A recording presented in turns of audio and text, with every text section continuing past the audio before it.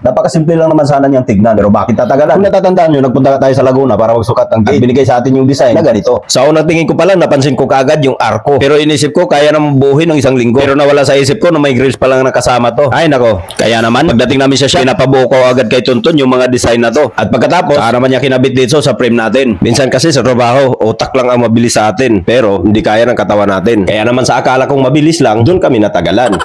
Masyado ko kasi ina-underestimate yung design na to. Kaya tama nga sinabi nila, don't judge the book by its drawing. Tama ba yun? Kung sa Tagalog, huwag kang maniwala sa paningin mo.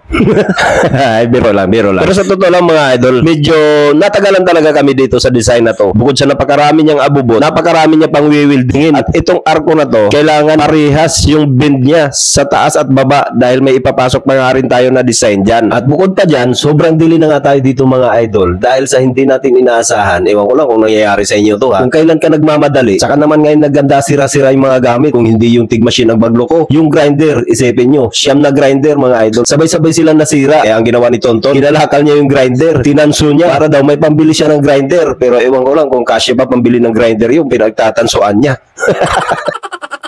Pero wala tayong magagawa doon. Minsan talaga nangyayaring ganun. At sa mga katulad natin, ng mga gumagawa ng ganito, huwag kayong magtaka kung bakit mabilis ang masira ang mga grinder natin. Kasi alam niyo kung bakit. Sa pagpipinish pa lang, sagad-sagad ang grinder natin doon. At yung buffing soap, yan ang iwasan natin. Dapat limitado ang paggamit natin sa buffing soap. Pagka pumunta yan doon sa makina ng grinder, mabilis masusunog yung grinder natin doon. Pag nasunog yung armature ng grinder natin, wala na tayong magamit. Pero ganun pa man, natapos pa rin natin ang ating ginagawa, ang ating mga binubuo. At ito na yung itsura niya. Ayan. So, yan yung pinadalang picture sa atin. Ito na siya ngayon. Ayan. Yan yung isang panel at ito naman yung kabila. At pag pinagdugtong natin yan, ganito magiging itsura niyan mga idol. Ayan. So, yung isa hindi pa nalagyan natin ng diamond pero bukas tapos na yan. At sa susunod na araw sigurado may install na natin yan mga boss. So maraming salamat. Abangan nyo pala ang pag-i-install natin nito.